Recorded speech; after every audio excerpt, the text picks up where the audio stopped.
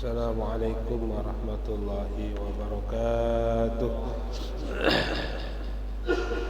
إلى حضرة النبي مصطفى محمد صلى الله عليه وسلم وعلى آله وأزواجه وذريته وأصوله وفروعه سير الله لهم الفاتحة. أعوذ بالله من الشيطان الرجيم. بسم الله الرحمن الرحيم. الحمد لله رب العالمين الرحمن الرحيم مالك يوم الدين. إياك نعبد وإياك نستعين اهدنا الصراط المستقيم صراط الذين أنعمت عليهم غير المغضوب عليهم ولا الضالين آمين. جميع مشايخنا ومشايخنا وسلسلة إلى رسول الله صلى الله عليه وسلم خصوصا إلى شيخ رد بن عبد الله شيخ مربط الله شيخ بيت الله شيخ ولي وصول وفروعهم سير الله لهم الفاتحة. أعوذ بالله من الشيطان الرجيم. بسم الله الرحمن الرحيم. الحمد لله رب العالمين الرحمن الرحيم مالك يوم الدين. إياك نعبد وإياك نستعين اهدنا الصراط المستقيم صراط الذين أنعمت عليهم غير المغضوب عليهم ولا الضالين آمين.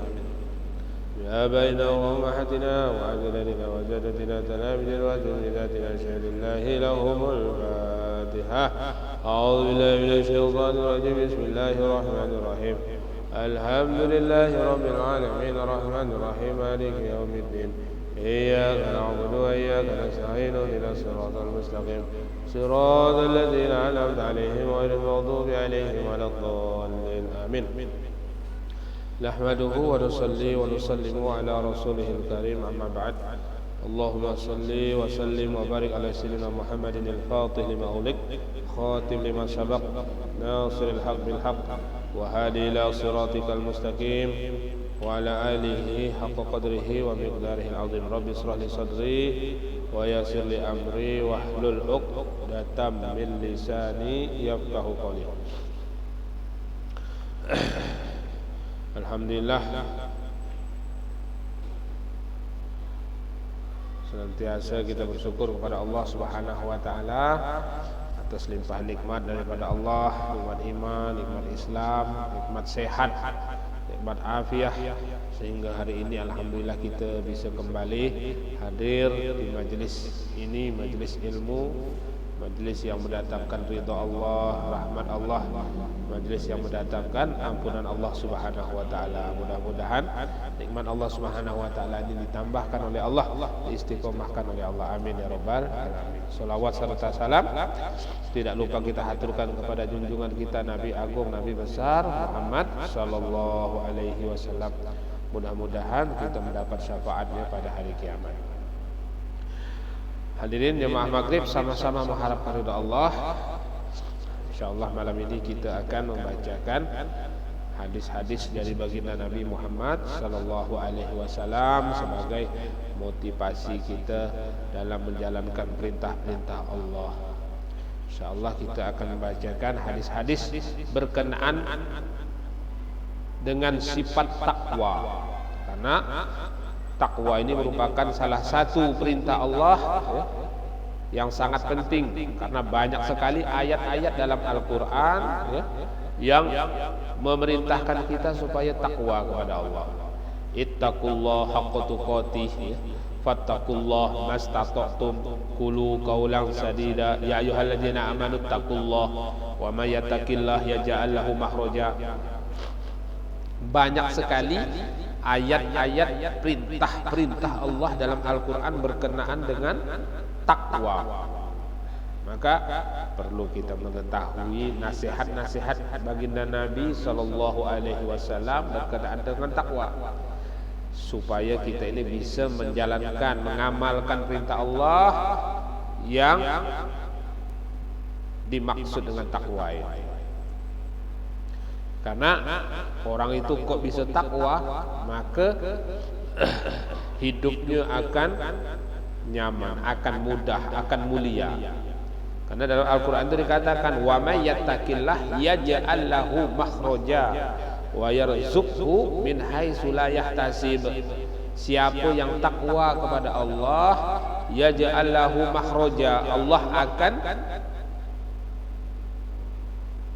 jadikan untuk dia jalan keluar dari setiap masalah. Setiap manusia itu punya masalah masing-masing, ya. Dan bagi orang yang takwa pasti ada jalan keluar.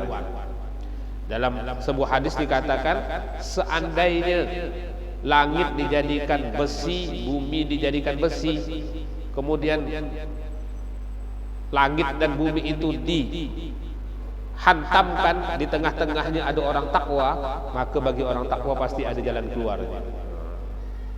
Itu pentingnya kita takwa. Maka dalam ayat ini dikatakan, wa may yattaqillah yaj'al lahu makhraja. Siapa yang takwa kepada Allah, Allah akan beri dia jalan keluar dari setiap masalah yang dia hadapi. Bukan hanya itu, wa yarzuqhu min haitsu la yahtasib. Allah akan beri dia rezeki dari pintu, dari jalan yang tidak disangka-sangka. Ini salah satu kelebihan orang takwa itu, rezeki itu tidak disangka-sangka datang.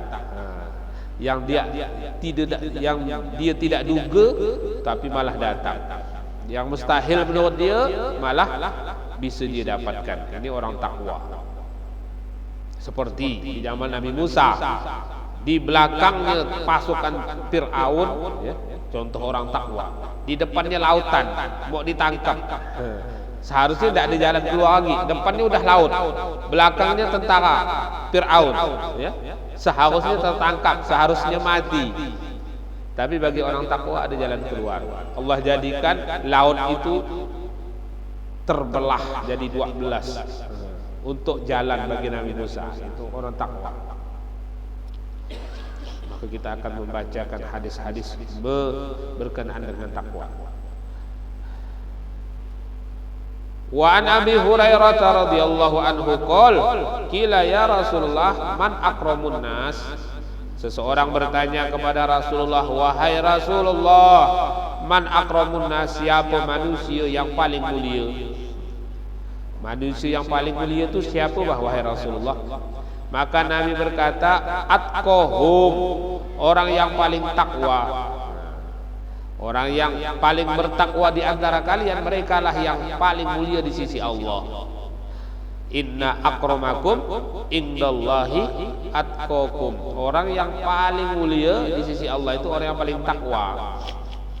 Ya, bukan orang yang paling tinggi jabatannya, bukan orang yang paling banyak hartanya di sisi Allah. Mungkin di sisi manusia orang yang paling tinggi pangkatnya, orang yang paling banyak duitnya itu di sisi manusia. Tapi itu adalah kemuliaan sebentar.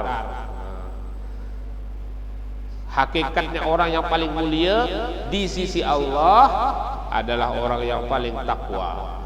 Siapa yang paling takwa, dialah yang paling mulia di sisi Allah. Maka seandainya kemuliaan itu hanya dalam harta, Allah itu tidak adil, ya? Kalau kemuliaan itu hanya pada pangkat dan jabatan, Allah tidak adil. Kenapa? Karena hanya orang tertentu saja yang bisa mulia. Kalau kemuliaan itu hanya pada jabatan, berarti yang mulia cuma satu orang. Karena untuk jadi presiden itu tidak boleh 2 orang, cuma 1 saja.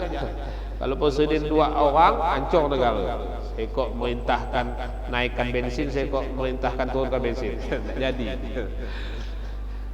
satu negara satu presiden, ya.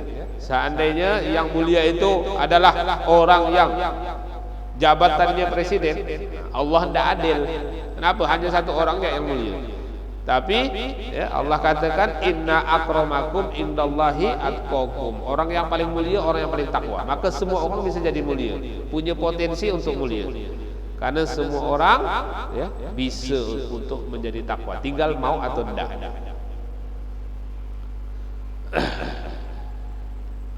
Maka sahabat yang bertanya tadi berkata, laisa an hadza nas'aluka, wahai Rasulullah, kami bukan bertanya tentang perkara ini. Maksudnya bukan dengan apa yang sesuai yang dengan engkau jawab. Maka Nabi menjawab yang lain, fa Yusufu nabiyullah ibnu nabiyullah ibnu nabiyullah ibnu khalilullah. Orang yang mulia itu kata Nabi adalah Yusuf, nabinya Allah, anaknya Nabi ya Allah, anaknya Nabi ya Allah, anaknya Khalilullah, kekasih Allah. Jadi salah satu Nabi yang memiliki kemuliaan itu adalah Nabi Yusuf. Kenapa Nabi Yusuf termasuk nabi, salah satu nabi yang mulia?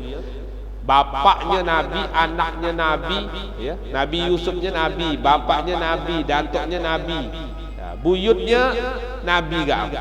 Ini Nabi Yusuf.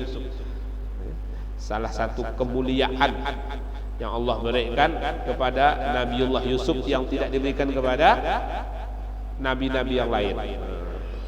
Kalau nabi-nabi yang lain biasanya bapaknya orang biasa, orang soleh biasa, bukan nabi, anaknya nabi. Tapi untuk Nabi Yusuf nih, ya, nabi, beliau sendiri nabi, bapaknya nabi, datuknya nabi, buyutnya nabi, kemudian di atas buyut apa gitu?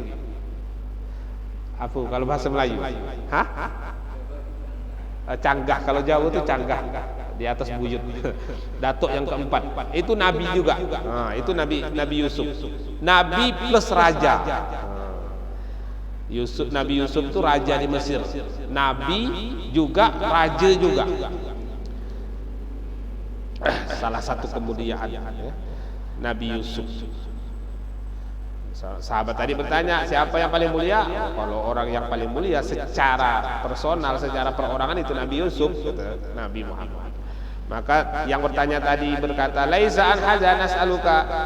Maksud kami bukan mulia perorangan wahai Rasulullah.